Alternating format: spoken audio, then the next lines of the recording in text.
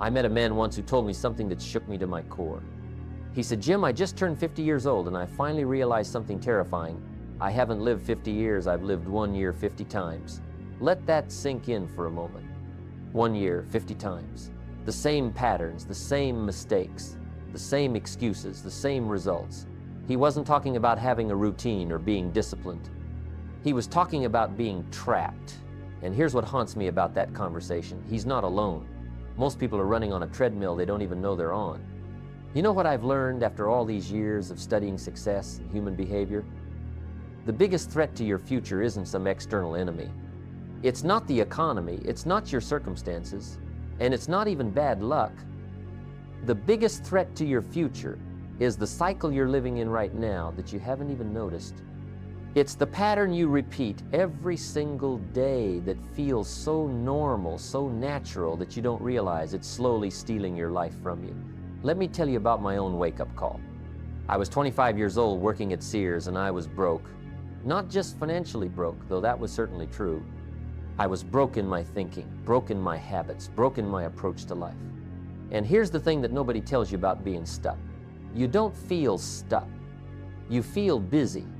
I was working hard, coming home tired, paying bills, making excuses, and then doing it all over again. Every week was a copy of the last one.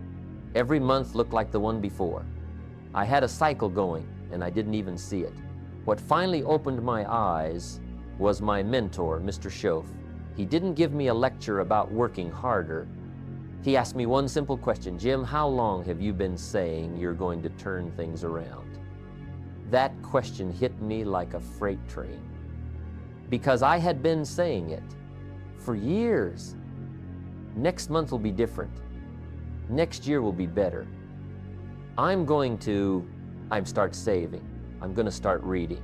I'm going to get serious. But nothing ever changed because I never changed. I was waiting for my circumstances to improve while I kept running the same program day after day. Here's what most people don't understand about cycles. They think a cycle is always something dramatic like addiction or abuse. But the truth is, the most dangerous cycles are the subtle ones. The quiet patterns that don't look like problems. It's the person who says, "I'll start tomorrow" every single day for 20 years. It's the couple who has the same argument in different words every week. It's the parent who swears they won't repeat their parents' mistakes, but somehow finds themselves saying the exact same things. It's the person who earns more money each year, but somehow ends each year more in debt. I'm not talking about habits here. Habits are conscious. You know, you have a habit of drinking coffee every morning or going for a walk. A cycle is different. A cycle is unconscious. It's operating in the background of your life like a computer program you never knew was installed. And the scary part? These cycles have incredible momentum. The longer they run, the stronger they get. Think about it this way. If you're running a cycle of poor financial decisions, it started somewhere. Maybe it started with a small choice to buy something you couldn't afford. That felt okay because it was just one time. But then you did it again and again. And after a while, overspending wasn't a choice anymore. It was just what you do. It became your normal. And here's the really insidious part. You start to build an identity around it. I'm just not good with money. That's just how I am. No, that's not how you are. That's the cycle talking. That's the pattern defending itself. The same thing happens with relationships. You have one argument where you shut down instead of communicating. It feels safer in the moment to avoid conflict, but that becomes your pattern. The next time tension arises, you shut down again. After a few years, shutting down isn't a reaction, it's your relationship strategy. And then you wonder why you feel disconnected from everyone in your life. The cycle has you convinced that you're just not good at opening up, when really you just never broke the pattern of emotional avoidance. Let me tell you what I've observed over decades of working with people from all walks of life. The cycles that destroy us usually started as solutions. They began as ways to cope, to survive, to get through something difficult. The person who works 80 hours a week started by working hard to prove themselves or provide for their family. That's noble. But somewhere along the way, work became an escape. It became the way to avoid dealing with other parts of life. And now, 20 years later, they've built a successful career on the outside, but lost everything that matters on the inside. The solution became the problem. Or take the person who learned early in life that keeping their head down and not making waves kept them safe. That was probably a smart survival strategy as a kid. But now they're 40 years old, still keeping their head down, still not making waves, and wondering why opportunities pass them by. The cycle that once protected them is now limiting them. But because it's been running for so long, it feels like their personality rather than their programming. You know what's really interesting? Most people can see other people's cycles clear as day. You watch your friend date the same type of person over and over, always ending in heartbreak, and you think, why can't they see it? You watch your coworker complain about being overlooked for promotions while they show up late and do the minimum, and you think, well, of course they're not getting promoted. You watch a family member sabotage every good thing that comes their way, and you think they're their own worst enemy. But here's the hard truth. The cycles you see most clearly in others are probably running in your life too, just in different areas. The only difference is you can't see your own because you're inside them. I had to face this reality myself. I was judging people for being broke while I was barely making ends meet. I was frustrated with people who made excuses while my life was full of them. I don't have time. I don't have the money. I don't have the education. I don't have the connections. Those weren't facts. Those were my cycle talking. Those were the thoughts I repeated so often they became my reality. Here's something I want you to consider seriously. Right now, at this very moment, there's a cycle running in your life. Maybe it's multiple cycles. And they're so familiar to you that they're invisible. They feel like just the way things are. The way you start your morning, the way you handle stress, the way you spend money, the way you react when someone criticizes you, the way you put off important conversations, the way you prioritize or don't prioritize your health, the way you choose what to watch, what to read, who to spend time with, all of it, patterns, all of it, creating your future right now. And here's what keeps people trapped. They're waiting to feel different before they act different. They're waiting for motivation to strike, for circumstances to improve, for the right time to make a change. But that's not how breaking cycles works. The cycle is comfortable. It's familiar. Even if it's destroying you, at least you know what to expect. Change is uncomfortable. It's uncertain. So most people stay in their cycles hoping that somehow magically different results will appear. I remember talking to a man who had been in the same dead-end job for 18 years. He hated it. He complained about it constantly, but he wouldn't leave. You know what he told me? I'm just waiting for the right opportunity to come along. I said, brother, the right opportunity isn't coming to find you where you are. You have to break the cycle of settling first. You have to become the person who creates opportunities, not the person who waits for them. He didn't like hearing that. Most people don't, because it means they're responsible. It means they can't blame circumstances anymore. The question you need to ask yourself, and I mean really ask yourself honestly, is this: what cycle am I running right now that I haven't even noticed? What pattern keeps showing up in my life in different forms? Is it the cycle of starting strong and quitting when things get hard? Is it the cycle of blaming others when things go wrong? Is it the cycle of choosing comfort over growth? Is it the cycle of saying yes when you mean no? Is it the cycle of numbing yourself instead of facing your problems? Because I'm telling you right now, whatever cycle you're running, it's running your life. It's making decisions for you. It's creating your future, whether you like it or not. And the longer it runs, the harder it becomes to stop. Not impossible, mind you. Never impossible, but definitely harder. The best time to break a cycle is the moment you see it. The second best time is right now. Now let me tell you why these cycles form in the first place and why they're so hard to break. Understanding this changed everything for me, and I believe it'll change everything for you too. See, the human mind is designed to seek comfort and avoid pain. That's not a flaw. That's how we're wired.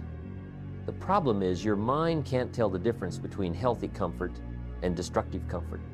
It just knows what's familiar, and familiar always feels safer than unknown, even when familiar is slowly killing you. I learned this the hard way. When Mr. Shoaff started challenging me to change. My first reaction wasn't excitement, it was resistance. Everything in me wanted to defend my current situation. I had a whole arsenal of reasons why I couldn't change right now. The economy was tough, I didn't have the right education, I had bills to pay, I had responsibilities. And you know what? All of those things were true. But they were also excuses that kept me locked in place. My mind was protecting the cycle because the cycle was known and change was unknown. Here's something most people never consider. Your cycle has become part of your identity. You've told yourself a story about who you are, and that story includes your patterns.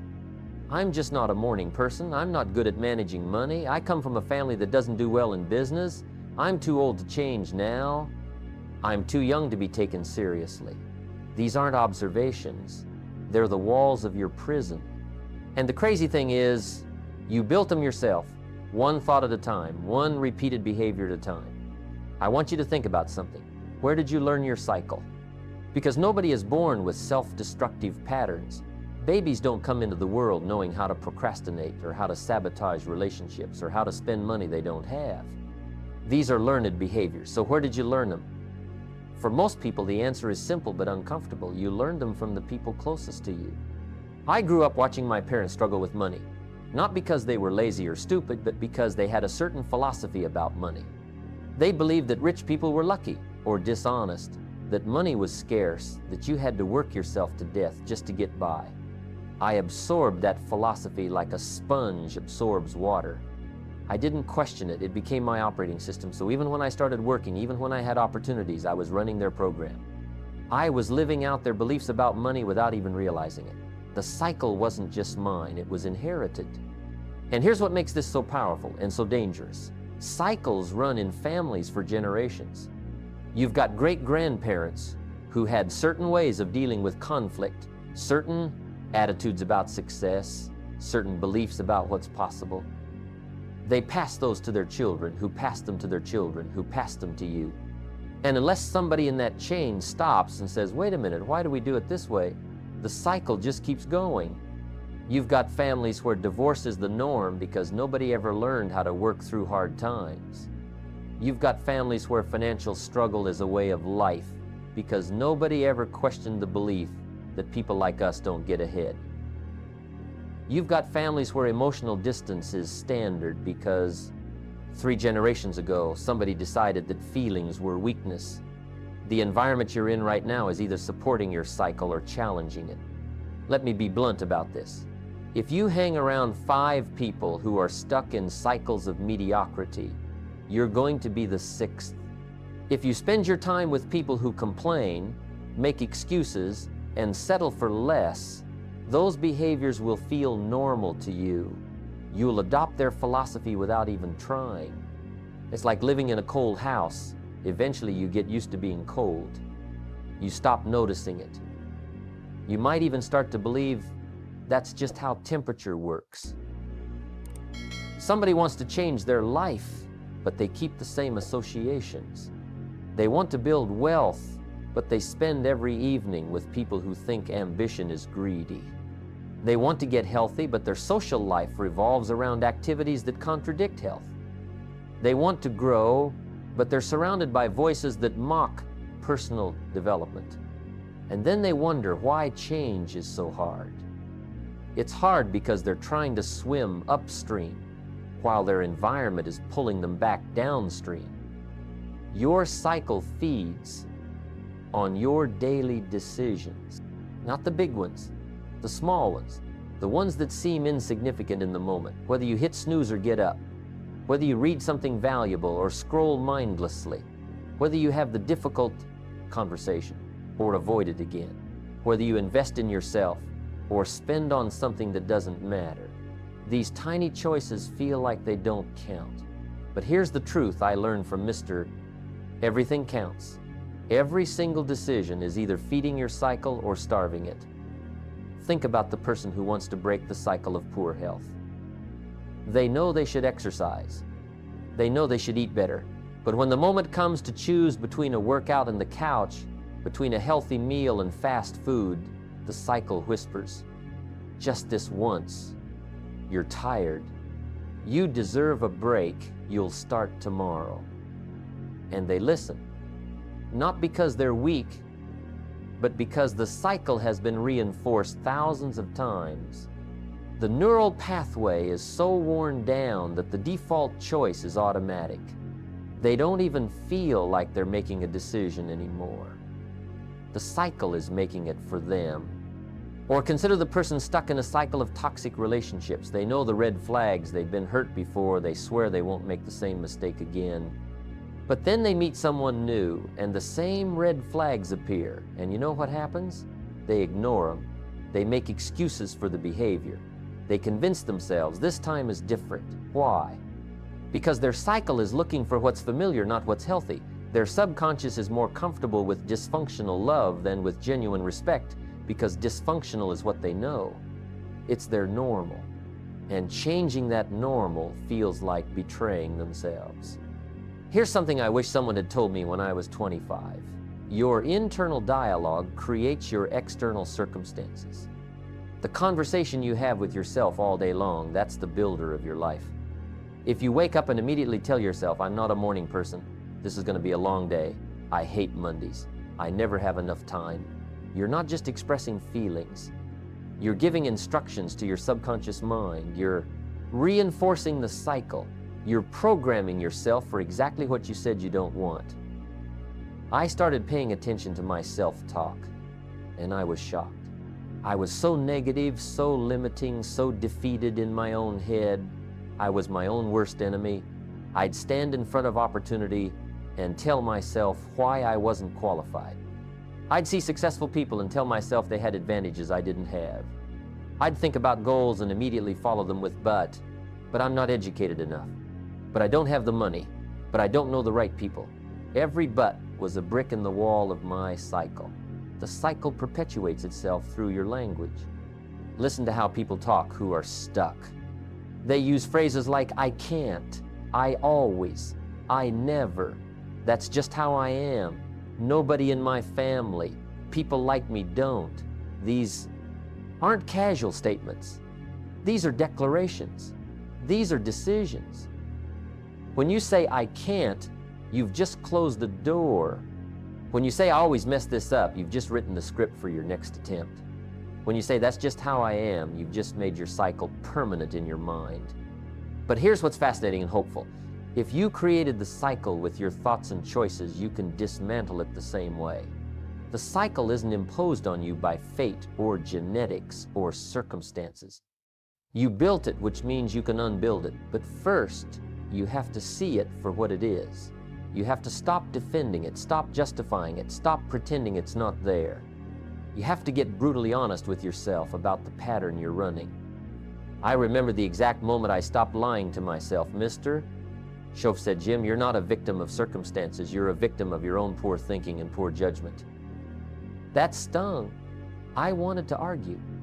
I wanted to list all the reasons why my situation wasn't my fault. But deep down, I knew he was right. I knew that every day I was making choices that reinforced my broke situation. I wasn't a victim of the economy. I was a volunteer in my own struggle. The cycle wasn't happening to me. I was actively participating in it. When you really understand the anatomy of your cycle, when you see how it operates, something shifts. You realize that the cycle isn't stronger than you. It's just older than your desire to change.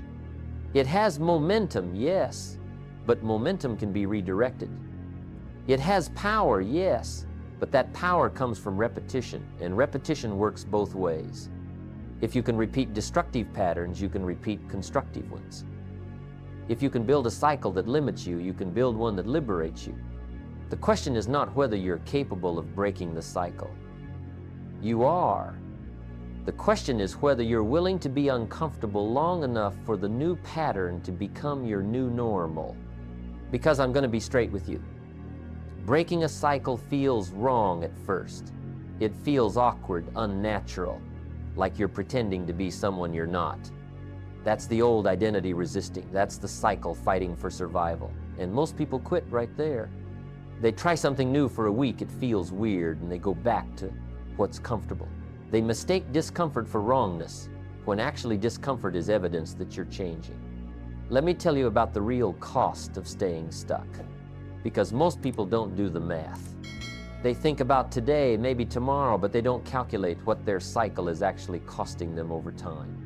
And when you run those numbers, when you really look at the price you're paying, it'll shake you awake. Say you're in a cycle of financial carelessness. You overspend by just $200 a month. That doesn't sound catastrophic, right? It's dinner out a few times, some impulse purchases, things you barely remember buying. But let's do the math. Over a year, that's $2,400. Over 10 years, that's $24,000 just gone. But it's actually worse than that, because if you had invested that money instead with compound interest, you'd have substantially more. Over 20 years, that small cycle of overspending could cost you $100,000 or more. One seemingly insignificant pattern running quietly in the background, and it's stolen your financial freedom. But money is just one measure. What about time? The person who wastes 2 hours a day on activities that don't enrich their life, that's 14 hours a week. That's over 700 hours a year. That's almost 30 full days. Every year, they're giving away a month of their life to meaningless activity. Over 10 years, that's 300 days, almost a full year. Think about what you could learn, what you could build, what you could become with an extra year of focused time. The cycle of poor health costs you even more. The person who neglects their body for 20 years might save some time not exercising, might enjoy some convenient food, but then they spend the last 20 years of their life paying for it with pain, limitations, medical bills, and lost experiences. They trade short-term comfort for long-term suffering. I've watched people do this, and it breaks my heart. They wake up at 65 and realize they can't do the things they dreamed of doing in retirement because their body won't let them. The cycle robbed them of their future. What about relationships? The person who runs a cycle of emotional unavailability or poor communication might protect themselves from vulnerability in the moment, but over the years they wake up alone. They've pushed away everyone who tried to love them. They've missed the depth of connection that makes life meaningful. You can't put a price tag on that kind of loss. You can't calculate the value of the relationships you never built, the love you never received, the moments you never shared, because your cycle kept everyone at arm's length. Here's what really gets me. The cycle doesn't just affect you, it affects everyone around you. Your children are watching. They're learning from your patterns. If you're stuck in a cycle of making excuses, they're learning to make excuses. If you're trapped in a cycle of settling for less, they're learning. That's what people do. If your cycle is anger or avoidance or dishonesty, that's the inheritance you're leaving them. You're not just losing your own potential, you're limiting theirs. The cycle echoes into the next generation. I want you to think about where you'll be in 5 years if nothing changes. Not where you hope to be, not where you wish you could be, but where you'll actually be if you keep running the same program. That's not pessimism, that's reality. Your future is being created by your present patterns. If your present pattern is procrastination, your future is regret. If your present pattern is overspending, your future is financial stress. If your present pattern is neglecting important relationships, your future is loneliness. The truth nobody wants to hear is this: every day you stay in the cycle, it gets harder to break. Not impossible, never impossible, but harder. The pattern becomes more ingrained. The identity becomes more fixed. The excuses become more convincing. The cycle builds its own defense system. It'll tell you that you're too old to change now, too invested in your current path, too far behind to catch up. Those are lies designed to keep you trapped. I've seen people waste entire decades waiting for the perfect moment to break their cycle. They're going to change when the kids are grown, when they have more money, when work slows down, when they feel ready. But that moment never comes because the cycle doesn't want you to change. The cycle's job is to perpetuate itself. And the longer you wait, the more of your life it consumes. So now comes the part you've been waiting for. How do you actually break the cycle? And I'm going to give you the truth. not some fairy tale about how easy it is. Breaking a cycle is one of the hardest things you'll ever do, but it's also one of the most important. And here's what I've learned after helping thousands of people transform their lives. It all starts with changing your philosophy. Your philosophy is the set of ideas and beliefs you hold about how life works. It's your operating system. And if your philosophy is faulty, everything built on top of it will be faulty too. You can try to change your actions, but if your philosophy stays the same, you'll just drift back to your old patterns. I had to change my philosophy about money before I could change my bank account. I had to change my philosophy about personal responsibility before I could change my circumstances. I had to change my philosophy about what was possible before I could achieve anything beyond what I'd already done. So ask yourself, what do I believe about this area of my life where I'm stuck? If you're stuck financially, what do you really believe about money? If you're stuck in relationships, what do you really believe about love and connection? If you're stuck in your career, what do you really believe about your own capabilities? Your beliefs are running the show. Change the beliefs, and you change everything. Once your philosophy shifts, you need new information to feed your mind. This is where most people fail. They want different results, but they keep consuming the same information. They watch the same shows, read the same things, listen to the same voices. You cannot have a new life with old information. It's impossible. When Mr. Shoaff told me to start reading, I resisted. I said I didn't have time. He said, "Jim, you have time for television, you have time for complaining.